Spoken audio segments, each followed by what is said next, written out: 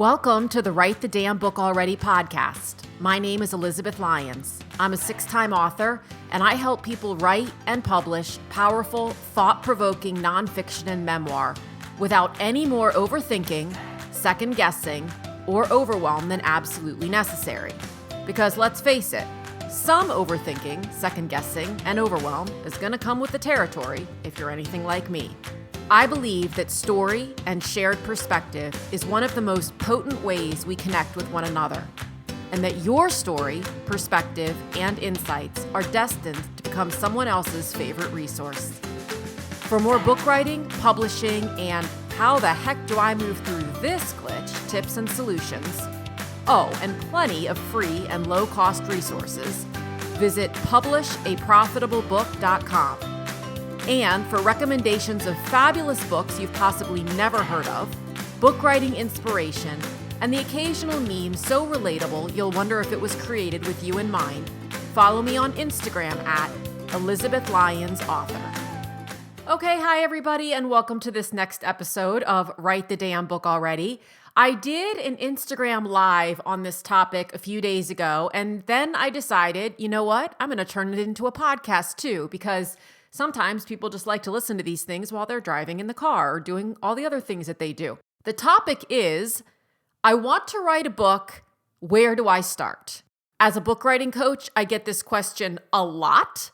And frankly, if you're an author, you probably have gotten this question a lot too, because anything that anybody has done that other people are looking to do, the first place that they go is either Google or someone else they know who's done it, to whom they say, okay, I want to do this. Where do I start? It makes perfect sense. We all want the shortest distance from point A to point B. So whether you're looking to write a book, start a garden, run a marathon, buy a new car without getting taken for a proverbial ride, or travel around the world in 80 days, those of us who are mostly logical want to know, where do I start? What is the most effective starting point? And when it comes to writing a book, one of the most common pieces of advice, and full disclosure, I used to give this piece of advice, is just start writing. That is now not the piece of advice that I give because it's actually fairly unhelpful. And as I mentioned in my latest book, titled appropriately, Write the Damn Book Already, it's borderline insulting because surely you have thought of that. And in all likelihood, you've sat down and tried to start to write only to feel like you don't know if you're doing it correctly. You're not sure where it's going. The ideas and the thoughts are coming really fast and you can't write or type as quickly as they're coming. And you're also wondering, how the hell am I going to organize all of this? And what do I even do with it? It always comes back to, in my experience, am I doing it right? So let's set the record straight, at least from my perspective, because this is just my 2 cents. And I want to be very clear about that. When I work with clients, when I talk to people, generally, I'm very clear about the fact that I don't believe there is a wrong way to write a book unless the way that you've chosen isn't working for you, which is why I typically start working with people to begin with, because they've tried different things. I'm usually not, and a book writing coach or a mentor is usually not people's very first foray. They typically will buy a book on how to write a book, or they'll ask some friends who have done it how to do it, or they'll listen to a podcast, or they'll go out on YouTube or some such. They'll try something, but then it's not quite working. So they keep asking the question, and then the question typically pivots to, clearly I'm doing this wrong, so what is the air quote right way? I don't believe in a right or a wrong way, but having done this for a lot of years, written a lot of books, and helped a lot of people write books, I'm pretty clear when it comes to nonfiction and memoir specifically. Fiction, let me be upfront, is a different beast, and I'm working on my first novel now, and so I would be completely out of alignment if I were to say, okay, here's how you write fiction. I could tell you how I'm attempting it, but I don't even feel in a position to do that right now because it involves a lot of what the hell and oh my God and comments of that nature. When it comes to nonfiction and memoir, my process involves getting really clear on 3 things up front. And so those are the 3 things that I'm going to chat with you about today so that it might provide a good starting point for you as well. And if you listen to other people and you've gotten other advice and that feels better to you, start there. Do not, this is actually not part of this is sort of a precursor step. Do not go down the rabbit hole of, oh God, which one is the right one? I've listened to 3 different people tell me how to do this, and they're all saying 3 different things. Which one is the right one? The right one is whichever one feels the best to you right now.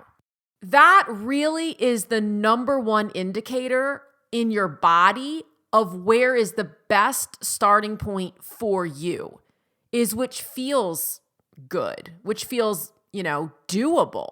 Let's start with step 1, which is identifying your core message. For most people with whom I speak, they think they know what it is that they want to talk about. But one of the challenges that they run into is that once they've started writing and they've written a page or 2 or 5, suddenly it's almost like Pandora's box has been opened and all the ideas come flooding in. And that's when they start to get a little bit overwhelmed and concerned. Because of course we want a lot of ideas to come in, but then the questions come too. Does this belong in the book? Am I going off topic? Where will this go? How will I segue from these first few pages to this idea that I just got? And this is why, in my experience, getting clear on your core message is so incredibly important.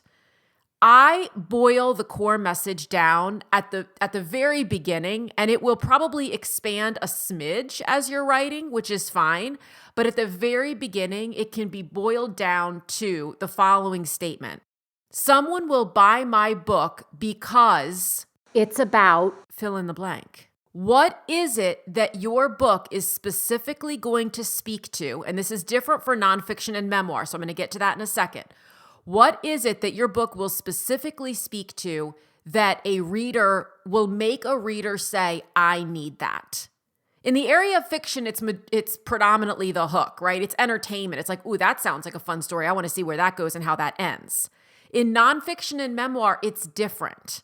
It's about the journey, the learning, the perspective, the insights, the growth, fill in the blank that the reader is looking to get in their life. If we want to take that even a step further, we can say this book is about getting from blank to blank, and then go even a step further as a blank. So there you're qualifying who your reader is. So this book, and I'm going to talk about this more in step 2. So I'm going to gloss over it right now and go more deeply into it when I get to step 2.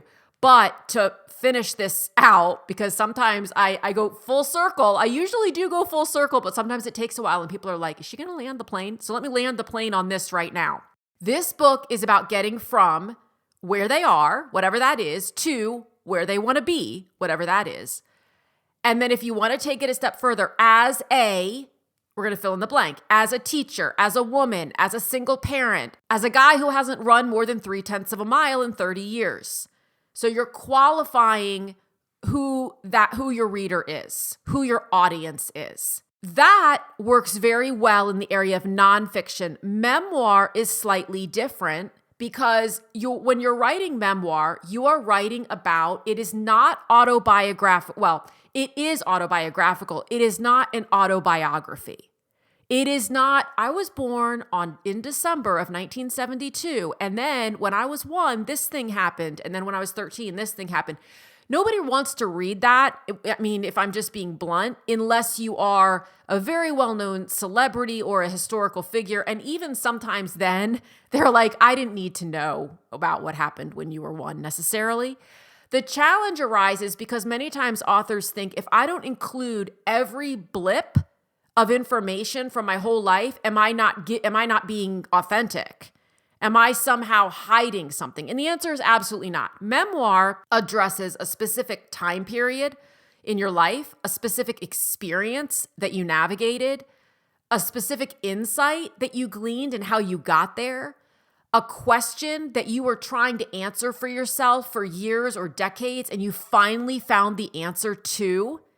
And so now you want to share with others how you got there. An example of that, and I can speak, I can't always speak to what an author's intention is with their memoir unless I've worked with them personally. So I'll speak for myself. And my book, my fifth book, Enough, The Simple Path to Everything You Want, is not memoir. It's really transformative nonfiction, but it genre blends a little bit because there's a lot of story in there.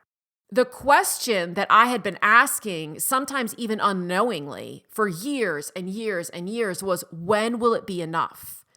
When will I have enough that I will feel like I am enough? That was essentially what it boiled down to, because in the entrepreneur space, and the book is for entrepreneurs, it's go, go, go, get, acquire, acquire, acquire, show off, show off, show off. And I had just had, pun intended, enough. Because I realized one day I hadn't really gotten clear on when was it going to be enough for me. There will always be someone out there who's saying, oh, Elizabeth, you could have and be and do so much more. But the question is, okay, do I listen to and follow that? Or do I follow my own inner knowing that what I have already is enough, even though, yes, I could have more, but I'm good. So that's what the whole book was predicated on, is my growth to understanding how over the years starting multiple businesses and then running them for 5 minutes before I decided, well, this isn't working or I'm bored of this or whatever, and pivoting. How did I learn, without even realizing at the time I was learning, to discern for myself what is enough? So when you're talking about memoir, you can just be, and you really need to be, talking about a very specific experience you had or a very specific point in time of your life. And certainly if you're talking about a specific experience, it is going to relate to a specific time. It might be 5 months, it might be 5 years, but we are putting bumpers around. And the analogy I use often is when you go bowling and you raise those bumpers for the little kids. I raise the bumpers for me. Like, I don't want to be in the gutter. The bumpers keep the boundaries around what you're talking about.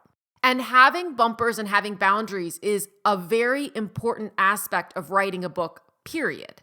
Specifically nonfiction and memoir, because knowing what those boundaries are will help you to ascertain as you're writing, does this story fit? Does this tip go here? Because when you are writing a book, you are excavating, my favorite word, all of the insights, knowledge, experiences, perspectives you've ever had. You will start at the 30,000 foot level. And if you allow yourself to be curious enough to be willing to dig really deep, you are going to start to pull things out over the course of writing. It's literally like digging a hole, and you start with dirt and you think that's all there's ever going to be, and then all of a sudden there's a lot of rock. And then if you really go deep enough, apparently there's water, depending on where you live and how deeply you dig and all those things. But you have to be willing to go deep enough to find it. Oftentimes you won't even believe it's there until you uncover it. And then it's like, oh my God. And that's what happens when you're writing these books, the vast majority of the time, if you're willing to be curious enough to go deep. Getting clear on that core message is the first place that I advise people to start. Because otherwise what happens, and there's nothing wrong with just sitting down and starting to write. Many times people do that and they write a lot of words, and then they realize, oh my God, this isn't actually the book I want to write, or this doesn't have anything to do with, it's almost like they're having a cathartic moment and they're just exorcising, EXOR, all of these thoughts and feelings that they have. But then the unfortunate thing is that when they realize that all of that doesn't go in the book, they feel like they've wasted their time, which couldn't be further from the truth, in my opinion. Because that information can either be used elsewhere or it can just be used for your own growth. But that's how people oftentimes feel. They feel like, and the way that they express that is they're like, I got off track. Or I went down a rabbit hole that is a different hole than I wanted to go down. Like, it's not. So get clear on your core message. At the most, really at the highest level, we don't have to spend days and weeks and months analyzing it. And it's just at the uppermost level, what is it? And I went to a magnificent In Conversation with event yesterday with Carly Waters, who is a literary agent with PS Literary. And she said something that was, I was like, I grabbed my phone. I was like, I hope everybody doesn't think I'm texting right now because I had to put it in my notes app. She was answering some really great questions about where she sees trends going and what readers are not tiring of, but agents and possibly editors are tiring of. And so it's kind of creating some gaps in the marketplace. And it was a fascinating conversation. At one point, I asked her about the backlist of nonfiction, the idea of a backlist, which conceptually a backlist is all the titles that you wrote before your current title. And in fiction, a backlist can be incredibly valuable because if it's your sixth novel that gets traction, now all those readers want to go back and read everything that you've written up until this point. And I was curious about the concept of a backlist in the area of nonfiction. In my experience, it's very different because nonfiction usually it's not a series.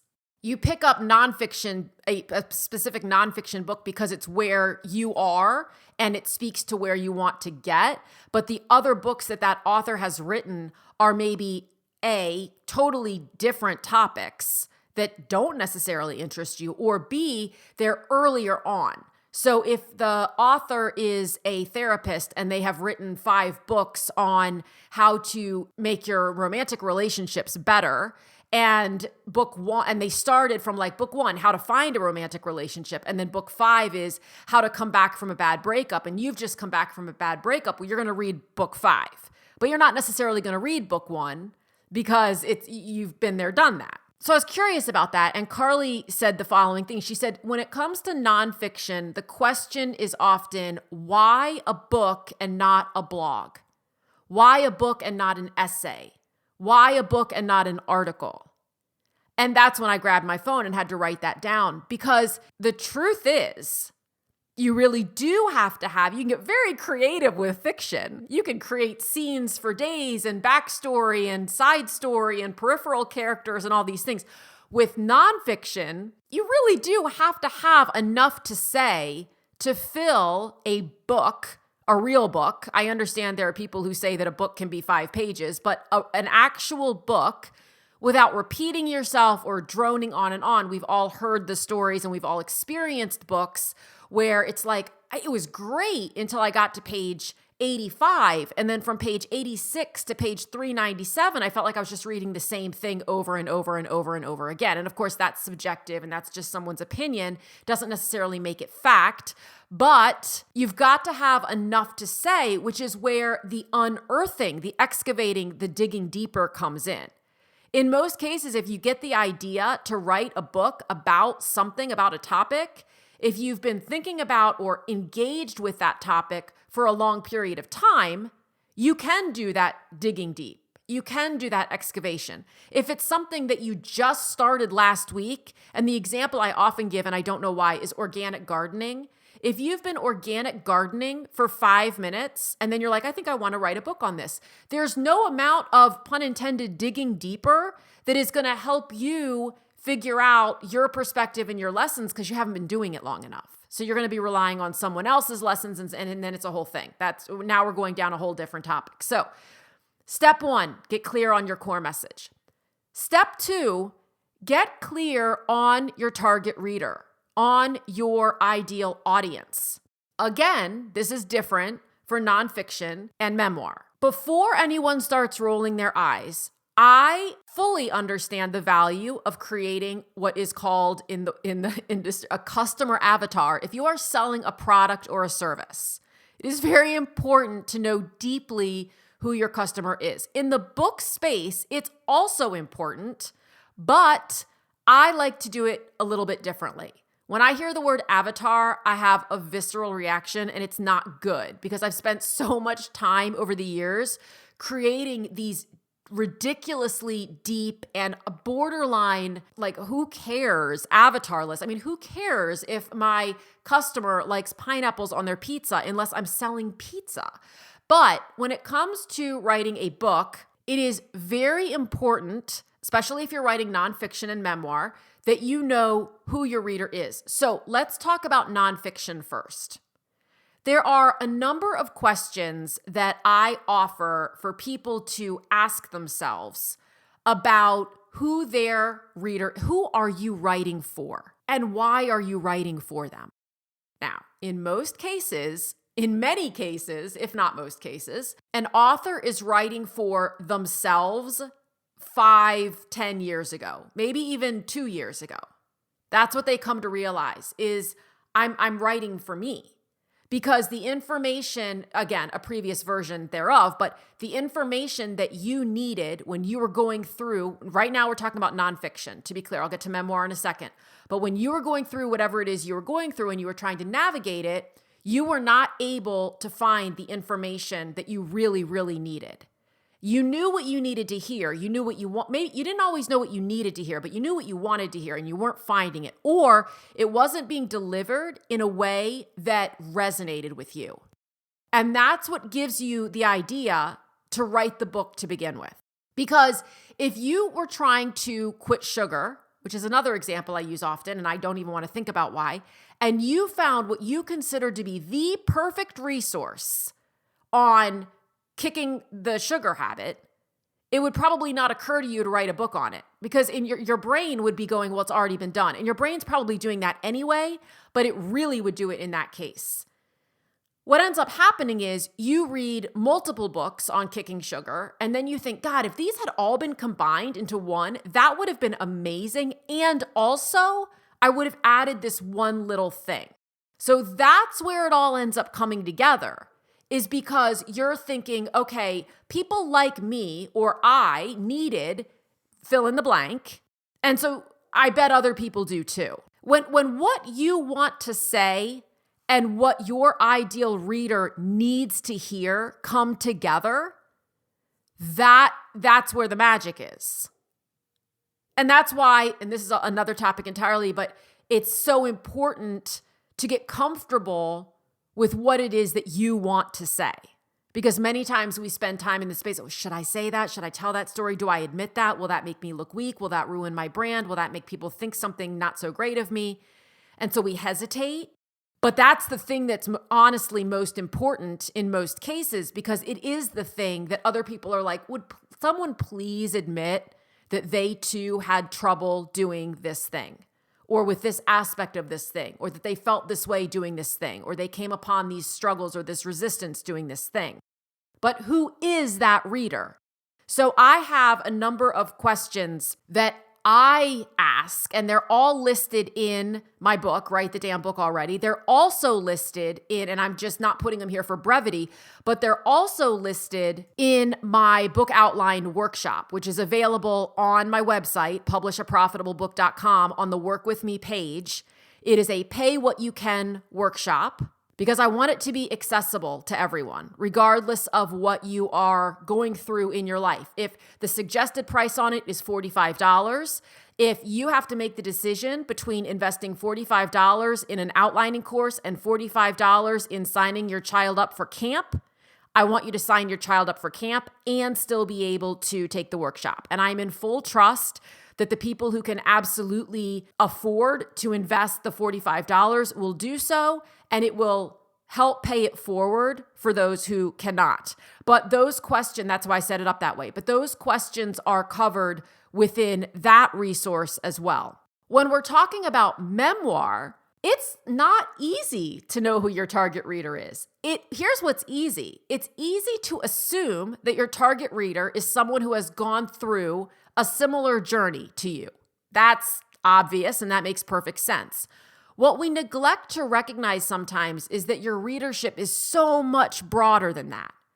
Because people who have not gone through the exact experience you've gone through, but have felt the feelings that you've felt, or are looking to simply overcome something, will also be very interested in how you navigated whatever it was that you navigated.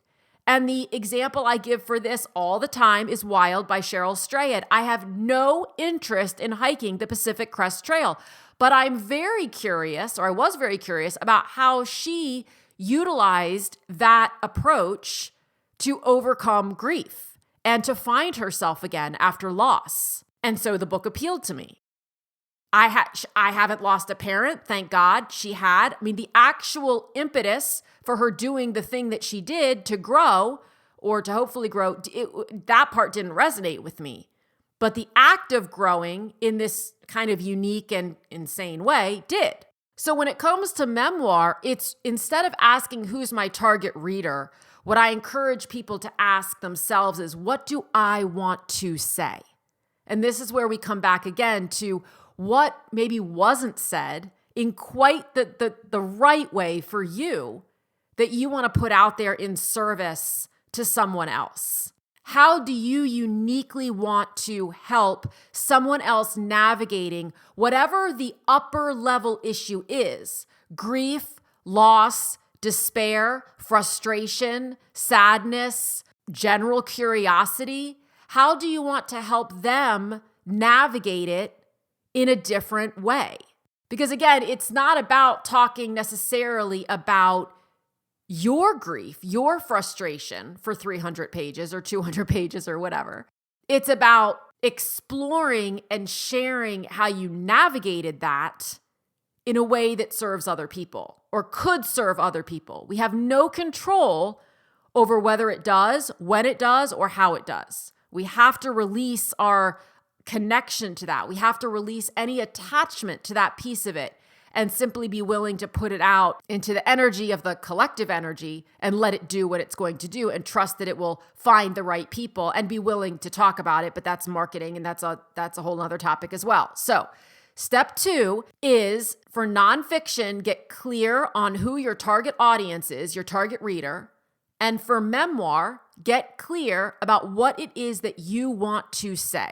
Step 3 of 3, when it comes to how do I get started, is create an outline. Now, just hold on.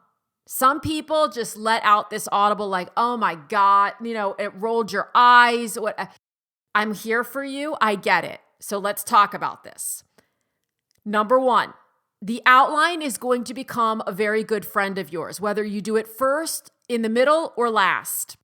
There is no, in my world, you have to do it first.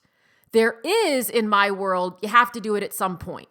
Because even if you sit down and write 80,000 words, it is going to be important at the end that you go back and do what I call reverse outlining, where you go through and you outline based on what you've written in order to make sure that the chapters flow, the content flows, you haven't told the same story 6 times, you're not repeating yourself, and on and on. So if you're someone who says, I'm not doing this from the beginning, Elizabeth, I don't like structure, I don't like rules, that's fine. You're a pantser. Cool. Just do it that way. But know that it's going to become your friend later before you go to the editing stage so that you can get your arms around what you've written, how you've written it, and make sure that you don't have gaping holes where you actually forgot to say things that were really important and or said the same thing 16 times. The outline is a fluid document. I get so much relief when I talk about this aspect to people. It is a fluid tool. It is not meant, the outline, if you outline at the beginning and then you end up reverse outlining at the end, those two outlines will likely look quite different. You do not have to, and I do not want you to hold yourself hostage to the outline that you initially create. It is meant to be moving. It is simply meant to help you keep your thoughts organized, which is great for a lot of different reasons. 1, it helps you keep your thoughts organized. 2, when you sit down to write, which many a fabulous book has been written 10 to 15 minutes at a time. That's it. You do not have to sit down for 3 hours, 7 days a week, or 8 hours, any day in order to write a book. There are many very, very, very busy people who do this in 10 to 15 minute increments. The key to doing that most efficiently is knowing what you're going to write about when you sit down so that those 10 to 15 minutes are very focused and intentional. An outline helps you do that. I have a brilliant client, Alexandra Hill, who has her outline on Post-it notes all over the window in her office. And she just moves things around and she adds things and she deletes things. And that works for a lot of people. For other people, they use a spreadsheet. For some people, they just take out a piece of scratch paper and that's what they're using. Some people use a notes app, Word, Google Docs. Use whatever you want. It does not matter. But know that it is a fluid document. You will get ideas while you are driving down the street, while you are in the shower, while you are gardening, while you are cooking, while you are mindlessly watching The Real Housewives. Ideas will come to you, and being able to plug it in somewhere to an outline, or at least into what I call the parking lot of your outline. The parking lot is kind of like, I think I want to talk about this, but I don't know where the heck it goes or if it even goes anywhere. You put that in the parking lot. That at least takes the stress, if you're like me, off your brain of, oh my God, don't let me forget this. Now you don't forget it. It's in there somewhere. It might stay, it might move. But the outline is really intended to simply help you get clear about what it is you want to talk about. What are the topics you want to cover? Why do you want to cover them? How do you want to cover them? And that's the main crux of the book outlining workshop that I mentioned, the pay what you can workshop I mentioned a bit ago. I actually give you my outline template that I use for both nonfiction and memoir that I give to my clients to use, that gives them the exact columns and questions to start thinking through what it is that they want to say. And while it can feel overwhelming, I did a book outline workshop a couple of weeks ago with my good friend Sam Garcia, who has also been on this podcast. If you have not listened to it, it's a few episodes ago. And she was talking about Facebook and Instagram ads for authors and getting started simply and without losing your mind. It was absolutely a fantastic episode, and I highly encourage you to have a listen. But I did an outline workshop for her mastermind group, and one of the participants who came in quite overwhelmed about how much she had to say and just kind of feeling like I can't get started because I just get so overwhelmed that I quit. We gave everyone 15 minutes to take this outline spreadsheet and answer the questions and go. And she just could not believe how much she got out of her head into the outline and in what felt like a somewhat organized structure in just 15 minutes. Another person didn't use the spreadsheet, which is completely fine. She did it in Google Docs, and her Google Doc was, big A, number 1A. I mean, she did it the way that she wanted to do it, like AKA 8th grade English paper.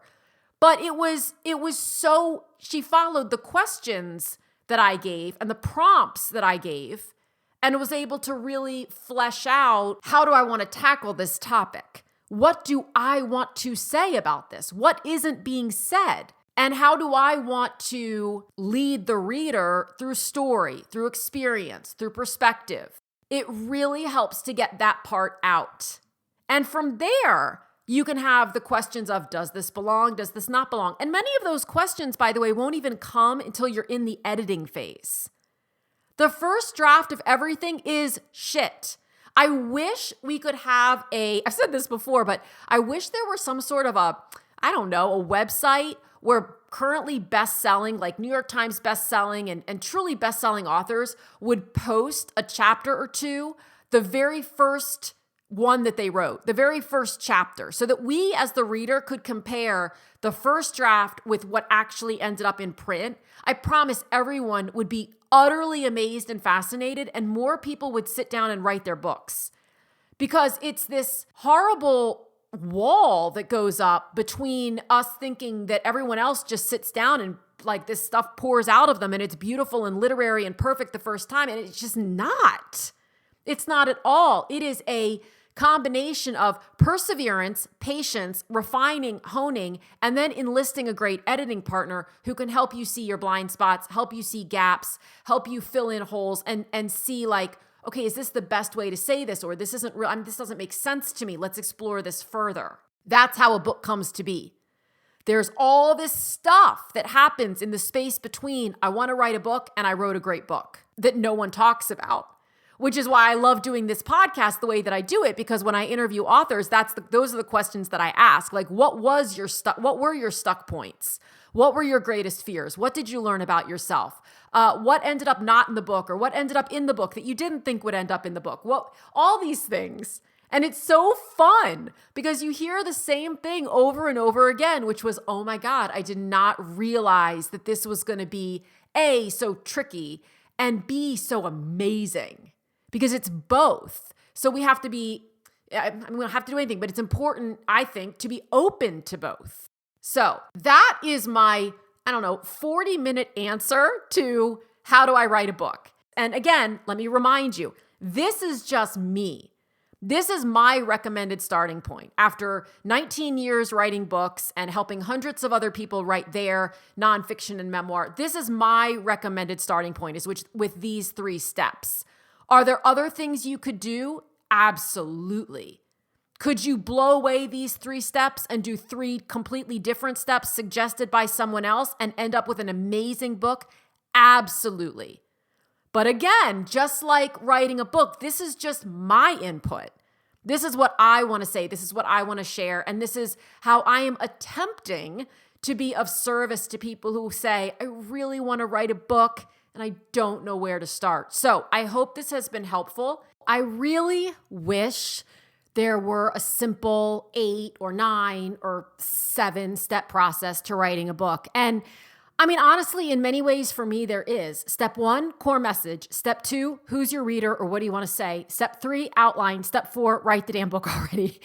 The problem is that usually once you get to step 4 and beyond, that's when all the stuff starts coming up. All the confusion, the overwhelm, the what do I say, the how do I dig deeper, the I dug deeper and I don't really like what I found. I don't know how to process what I found. All those sorts of things. So if you get to that point and you'd like more support with it, I invite you to check out any of my programs. They're all listed on the Work With Me page over at publishaprofitablebook.com. We have Book Writing Made Simple, which is a 12-month program. All of my conceptual tactical trainings on book writing are online. And then we meet twice a month for coaching. And we have week-long, like Monday through Friday, once a month, we meet every day, Monday through Friday, for an hour for co-writing sessions for accountability and the collective energy of everybody in there doing the thing.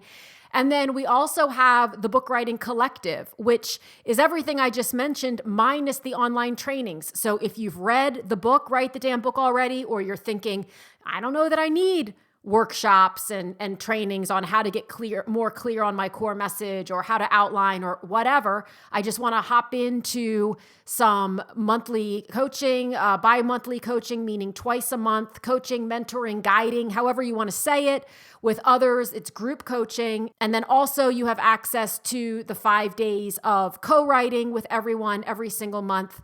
Then the Book Writing Collective is a great place to start. It's monthly and you can cancel anytime. You can also upgrade from that if you get in there and feel like, ooh, I think I need the trainings and the workshops online. I'd like access to those too. And I do work with people one-on-one as well. So if getting some extra support, mentorship, guidance, laughter in the mix is of interest to you, I would love to chat with you more about what the options are, whether they're a good fit for you, and how we can get you on your way to writing the damn book already. Okay, thanks so much for joining me. I look forward to talking with you again soon. Thank you so much for tuning in. If you enjoyed this episode, this is your friendly reminder to follow or subscribe, leave a quick review, and share it with someone you know has a great story or message, but isn't sure what to do next. Also, remember to check out publishaprofitablebook.com for book writing resources and tips, and to see all the ways we can work together to get your book out into the world. Again, thanks so much for listening, and I'll talk with you again soon.